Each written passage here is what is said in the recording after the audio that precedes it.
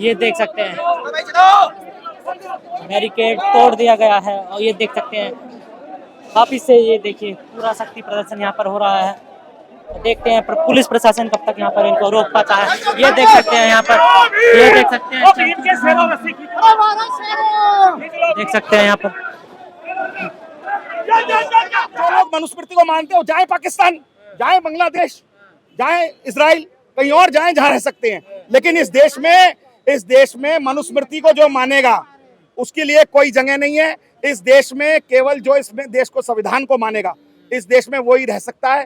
जो इस तरीके की संविधान विरोधी बातें करेगा, या तो उसकी जगह जेल में होगी या उसको समुद्र में फेंका जाएगा। हिंदू बेटियों का रेप, बलात्कार, दुराचार, अनाचार होता है तब सनातन कहां चला जाता है? जब गरीब आदमियों की लिंचिंग की जा रही है, हरिओम को पीट पीट कर मार दिया, उसका क्या कसूर था? आज ये जो हमारे आईपीएस पूरन कुमार है, उसको इतना प्रताड़ित किया गया, उसकी पत्नी भी आईएएस है। क्या आईएएस आईपीएस बनना आसान काम है, और वो भी विशेष रूप से दलित वंचित समाज के व्यक्ति के साथ? आज जब दलित वंचित समाज का आईपीएस सुरक्षित नहीं है, आईएएस सुरक्षित नहीं है, चीफ जस्टिस सुरक्षित नहीं है, तो आप समझ लिए देश में दलितों की, महिलाओं की, वंचितों की, पीड़ितों की, पिछड़ों की क्या हालत हो रखी है। जो लोग ये कहते हैं कि देश से छुआछूत, भेदभाव, जातिवाद सब खत्म हो गया, वो कहाँ आया? देखिए, ये जो लोग बार बार आरक्षण खत्म करने की बात करते हैं, जो लोग संविधान के बारे में बात करते हैं, ये उन्हीं को जवाब है कि बार बार जब आप मूछ रखने नहीं देते लोगों को और मारते हैं, जब घोड़ी चढ़ने नहीं देते उनको गोली मारते हैं, जब लोगों पर आपके नेता मूत्र कर देते हैं, दलित आदिवासियों पर, जब बहन बेटी का दुराचार हाथरस में हुआ और उसको दिन दहाड़े पेट्रोल से जलाकर उसके घर वालों को उसकी लाश तक नहीं दी गई, तो तब ये आप सोचते हैं कि इस देश में जातिवाद खत्म है? उल्टा जातिवाद अब और बढ़ा है। एनसीआरबी का डाटा और आंकड़ा है कि दलितों पर 17% पिछली सरकारों के मुकाबले उत्तर प्रदेश में और पूरे देश में अपराध की वारदात ज्यादा हुई है, जघन्य हुई है।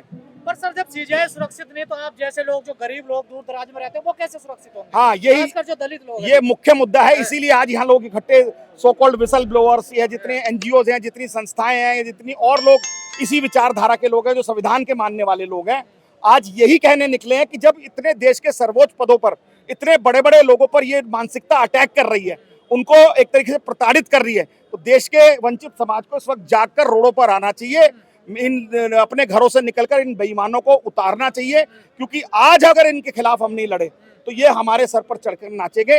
वैसे तो मैं आपको बता दूं, जिस तरीके से अभी अवेयरनेस बनी है, जिस तरीके से इन पर दबाव बढ़ रहा है, ये जितनी मनुवादी ताकतें हैं, जितनी ये अपने आप को इस तरीके की दंगा फसाद करने वाली ताकतें हैं, आपसी अमनो अमान को खराब करने वाली ताकतें हैं, सांप्रदायिक ताकतें हैं, ये इनका दिया अंतिम रूप पर है।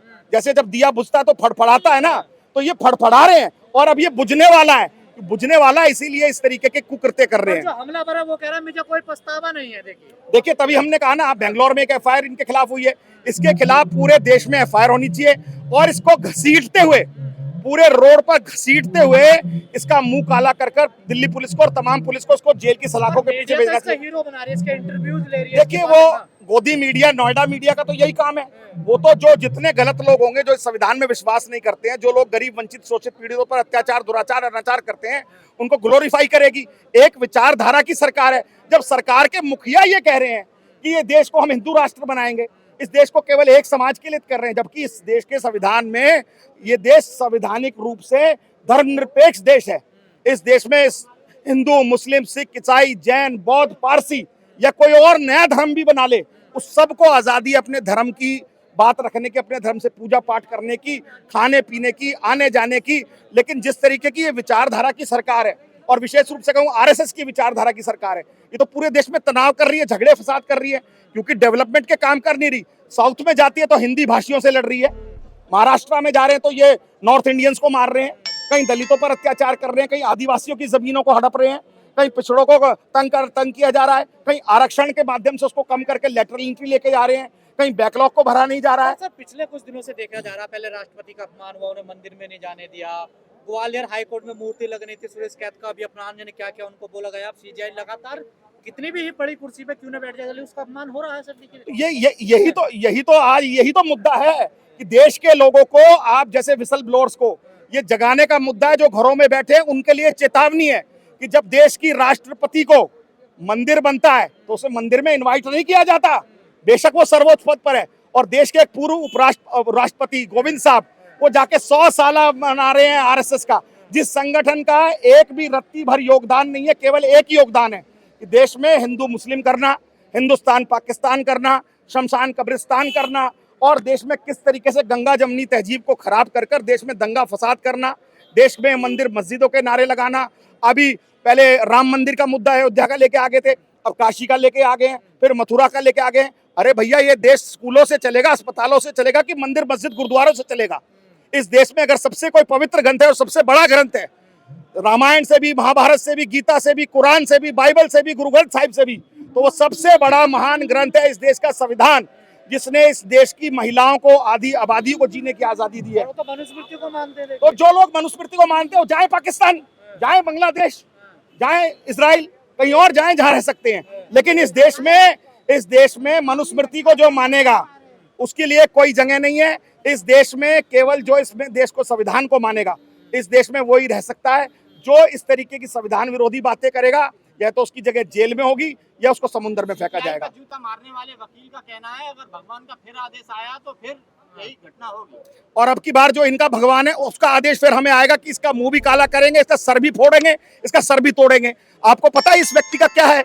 इस व्यक्ति ने जिस सोसाइटी में रहता, रिवर वे सोसाइटी मयूर विहार में, वहां तमाम रेजिडेंट वेलफेयर एसोसिएशन ने, हजारों लोगों ने इसके खिलाफ साइन करके दिए हुए।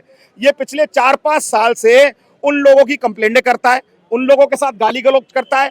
ये समाज में रहने लायक व्यक्ति नहीं है, मानसिक रूप से विक्षिप्त व्यक्ति है। इसकी जगह यह तो शादरा के इभांस हॉस्पिटल में है या आगरा के मेंटल हॉस्पिटल में है। इस तरीके के व्यक्ति को खुलेआम समाज में छोड़ना समाज के लिए खतरा पैदा करेगा, क्योंकि जब सीजीआई पर इसने जूता उछाला है, वहां की तमाम अपने रेजिडेंट जो इसके साथ इसकी कॉलोनी में रह रहे हैं, अपार्टमेंट में रह रहे हैं, उन्होंने रिटर्न में इसके खिलाफ एप्लीकेशंस दी है। तो इससे पूरा कहीं ना कहीं सोसाइटी परेशान है। ऐसे विक्षिप्त व्यक्ति को, ऐसे मेंटल व्यक्ति को, ऐसे पागल व्यक्ति को मैं समझता हूँ तो जेल भेजा जाए या इसका मेडिकल करा के इसको पागल खाने भेजा जाए। अब दलित समाज क्या करने वाला है आगे? आज देखिए जिस तरीके से सब हम जो अम्बेडकराइट लोग जो हैं, वो सारे लोग जो हैं, आज लोग चल के जा रहे हैं, संसद तक कूच करेंगे। और संसद तक कूच करने का मकसद हमारा केवल एक है कि वो लोकतंत्र का सबसे बड़ा प्रहरी है संसद, और वहां तक जाने का हमारा मकसद यही है कि इस सरकार को चेताया जाए, इस सरकार को धमकाया जाए। अरे पुलिस से क्या होगा? पुलिस डाल दे जेलों में। इस देश में करोड़ों लोगों ने जेल जाकर देश की आजादी ली और अंग्रेजों से आजादी लड़ी। इस देश में जितने आंदोलन, उसमें तमाम बड़े लीडर्स ने जेल जाकर उसको, आंदोलन को मजबूत किया। तो आज ये आंदोलन जो है हमारी अगली आने वाली पीढ़ी के लिए, हमारे आपके लिए नहीं है। हम अपने आने वाले बच्चों के लिए कैसा समाज छोड़कर जा रहे हैं? क्या हम चाहते हैं कि समाज में वैमनस्य हो, भेदभाव हो, आपसी अमनो अमान खिलाफ हो, यहाँ पर लोग मंदिर मस्जिद के नाम पर लड़े, यहाँ पर दंगे फसाद हो, यहाँ पर एक धर्म के नाम पर एक देश में बंटवारा हो? इस देश का बंटवारा क्यों हुआ था, मैं पूछना चाहता हूँ आरएसएस से। इसलिए हुआ था क्योंकि उस वक्त धर्म की राजनीति करते थे, और ये आरएसएस जो है ये मुस्लिम लीग के साथ मिलकर इस तरीके की षड्यंत्र करते थे। आज ये क्या चाहते हैं कि देश फिर दोबारा बंटवारा हो? हम पूरे इस देश के लोग जो हैं, हम चाहते हैं कि देश एक सूत्र में बंधा रहे। इस देश में बार बार ऐसी ताकतों ने सर उठाया है। बीच में खालिस्तानियों ने सर उठाया था, एक अलग देश की मांग कर रहे थे। बीच में माओवादियों ने सर उठाया था, एक अलग देश की मांग कर रहे थे। कुछ लोग और अलग अलग धर्म के नाम पर देश की मांग करते हैं। लेकिन सरकार का और संविधान का ये फर्ज है कि वो तमाम धर्मों को साथ लेकर इकट्ठा कर इस देश को चलाए और विकास करे। इस देश में पूरे विश्व हम पर नाज करता है, या पूरा विश्व हम पर क्यों निहारता है? क्योंकि इस देश की खूबसूरती ये है कि इसमें किस्म किस्म के फूल हैं और उसको गुलदस्ता बनकर शानदार तरीके से महकता है।